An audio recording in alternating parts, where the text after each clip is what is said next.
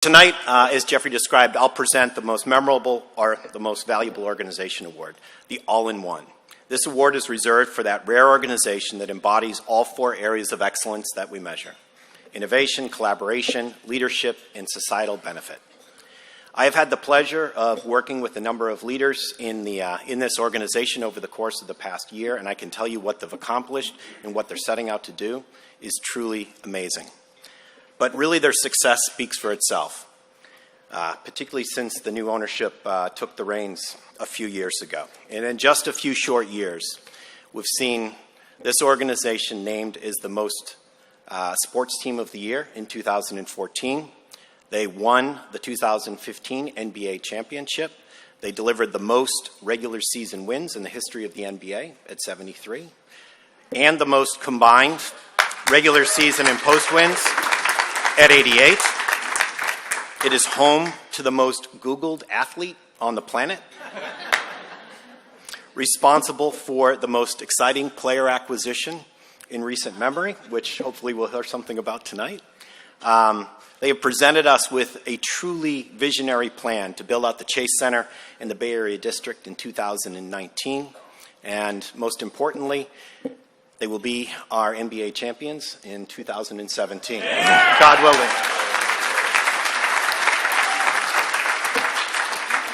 This is really the easy award to present. So it is my pleasure, and on behalf of Accenture and all of your fans around the world, to present the All-in-One Award to the Golden State Warriors and their CEO, Jay Lacob, and owner. And I'm going to invite Joe, as well as Bob Fitzgerald, to join me on the stage for a quick discussion. For those of you who don't know, Bob Fitzgerald, many talented, 20 years now, play-by-play announcer for the Warriors. Congratulations.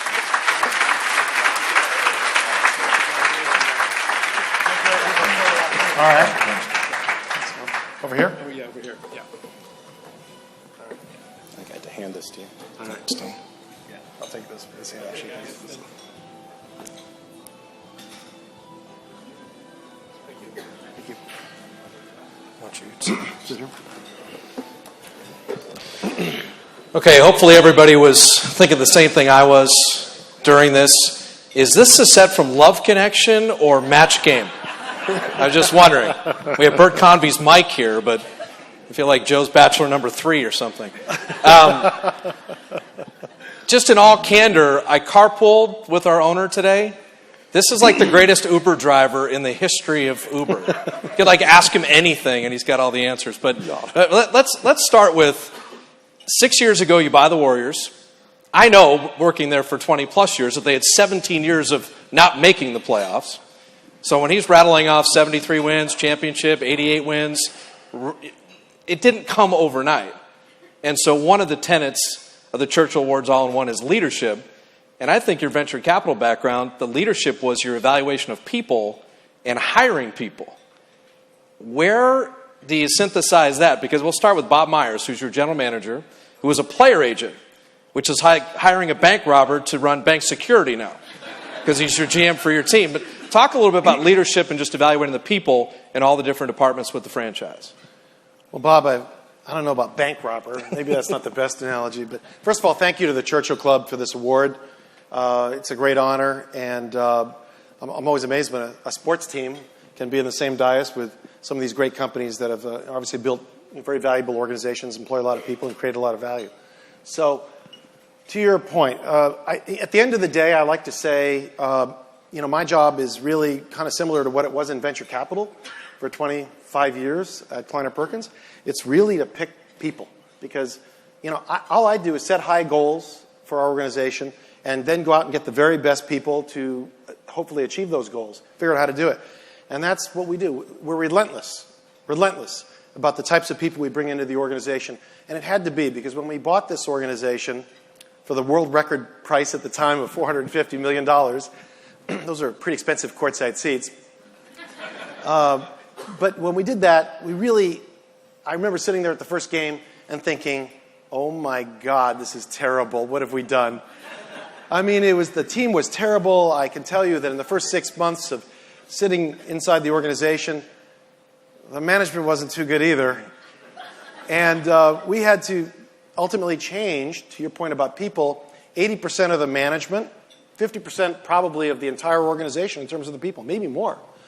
And who you choose to bring into an organization like that is, just like it is in a startup or in any company in Silicon Valley or anywhere, it's everything. It's the people. It's all about the people. Set high goals, hopefully have the right goals, and then bring in great people. Well, and I think that one of the tenets also is collaboration. And normally, it's a top-down approach in pro sports, where you have a GM or an owner, and they make all the decisions, and the team sinks or swim based on their acumen. Your basketball department, Joe Lacob, Bob Myers, Jerry West, Kirk Lacob, Travis Schlenk, Larry Riley, this is one where courageous conversations occur. Why should we do this? Justify this decision. Make your case for this player. Do this trade. Don't do this trade. Where does that leadership come about, where the collaboration and the free flow of ideas is allowed and encouraged for the betterment success of the whole group? If you are, and I'm sure that a lot of other guys in this room, there's some great CEOs, if you don't encourage openness, if you don't encourage having an opinion, you're not going to be successful. So the most important thing to me, anyway, in forming this organization, I've been a venture guy for a long time, been involved in building companies, but I wasn't the CEO. When you're there in the CEO's role, and by the way, it's your capital for the most part as well, the number one thing is you want to hear what other people have to say. You want to listen very carefully, and you want them to have opinions. So from day one, in our organization, number one, you have to have an opinion or better be somewhere else. And we air them. We shut the door. We air the opinions about the draft, with player selection you're referring to in basketball, but on the business side as well. We air opinions. We argue. We yell at each other even. We're pretty open about this. And at the end of the day, we don't take forever to make a decision. We accumulate all the data. We analyze. We come to a decision. We close the door behind us, and we're all on the same page, and we make the decision. And we go forward.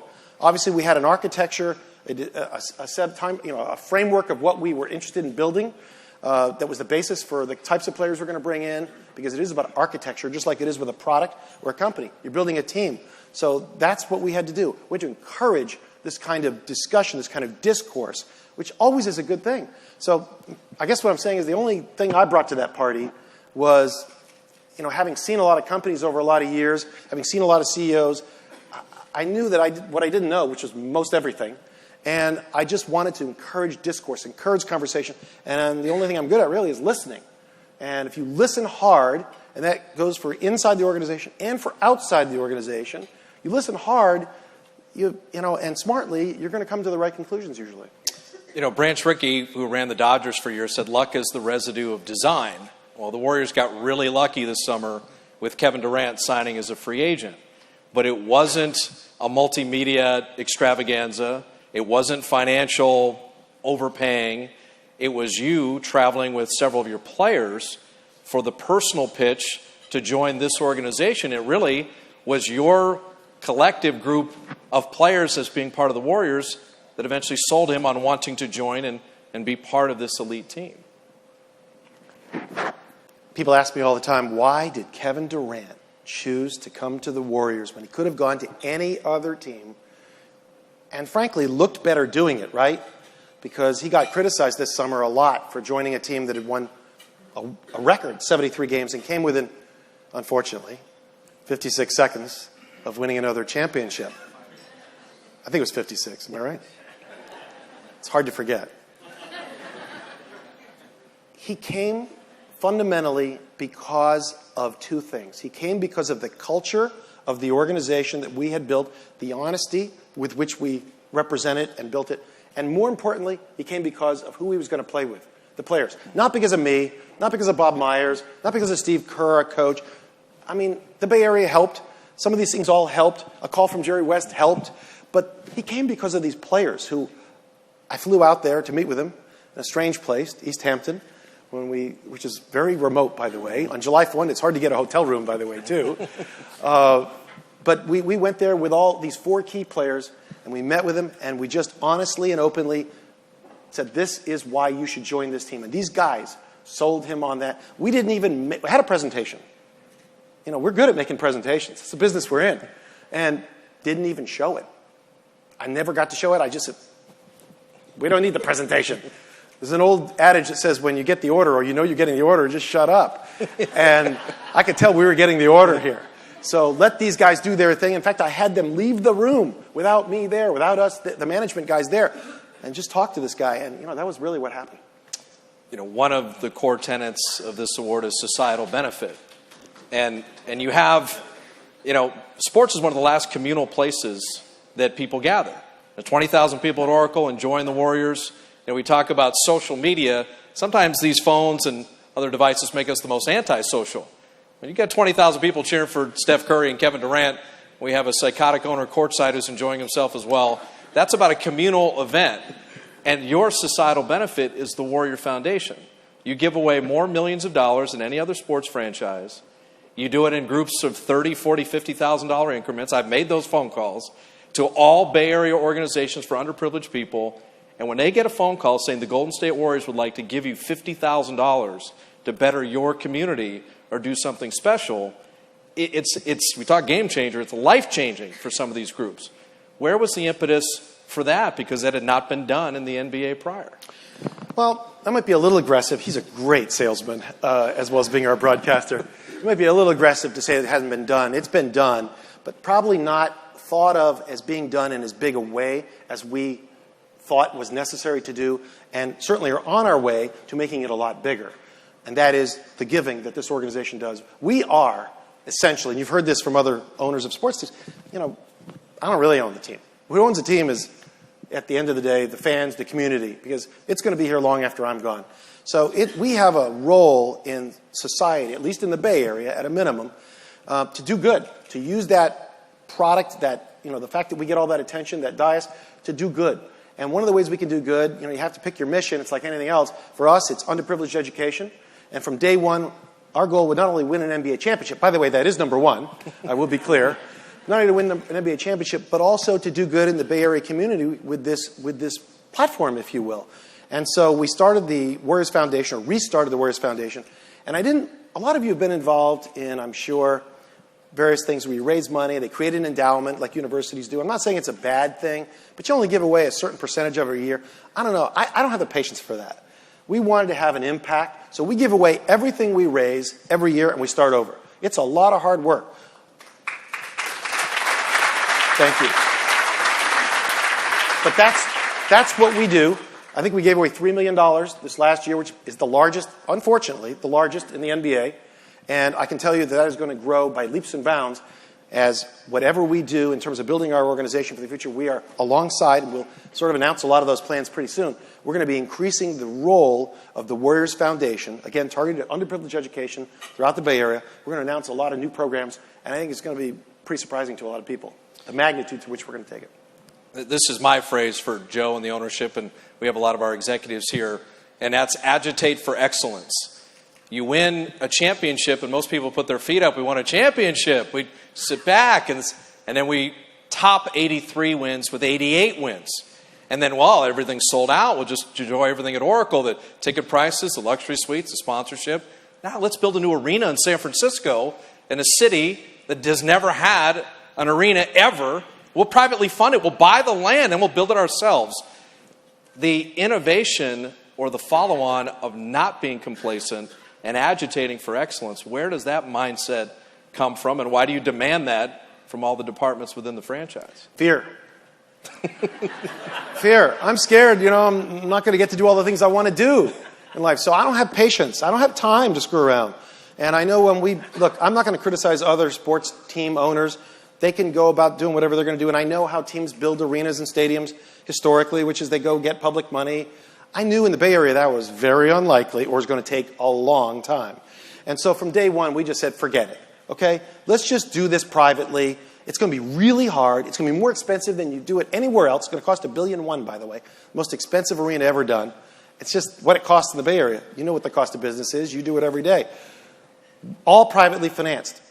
All, 100%, including buying the land, building the underground parking that doesn't exist in the mud, the Bay mud, which is a very expensive proposition.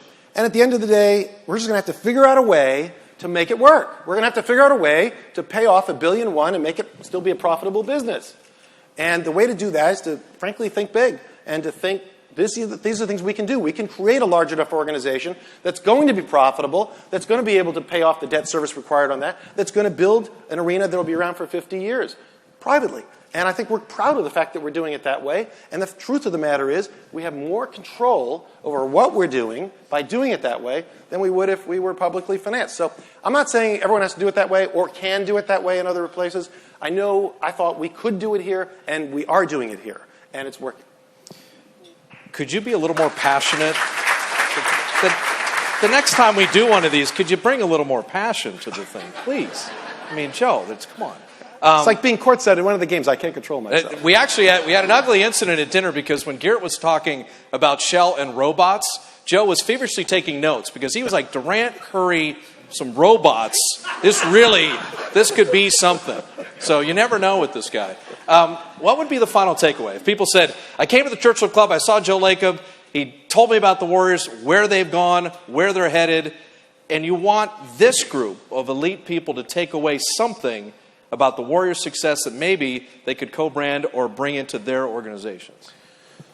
Well, I have the fortunate aspect of the fact that I have been involved in the Valley for a long time, 25, 30 years, building companies and helping build companies. And, there's something about the nature, as you all know, you live here, there's something about it that's different than everywhere else. You can talk about doing this in Boston or other places they do tech companies. It's just not the same. We have this history. We have this culture. I don't know if it's in the air, whatever it is. It's all around Stanford and everything that gets done. And, I think we set our mind to say, here's an organization. I've been going to those basketball games for a long time. Bob, you were broadcasting them. Yes, I was. And I don't know how you made them seem interesting, but you did. They were terrible, terrible, terrible. Okay? Awful. And like everybody who wants to own a sports team, if you're a kid or an adult or whatever, you sit there and say, I can do better, because everyone thinks they can do better. Right? That's what sports is all about. And I said that. I can do better. And the truth of the matter is, you can do better if you set the goals, hire the people, and just say, we're going to win. We are going to win. We are going to relentlessly pursue excellence in our organization. Inside, out, we're going to deliver a tremendous product. We're going to make people proud, and we're just not going to quit until we win the championship. And we're going to set a goal. We're going to win that championship. And that's the way we pursued it. It's the way we set it up. It may seem crazy to some people.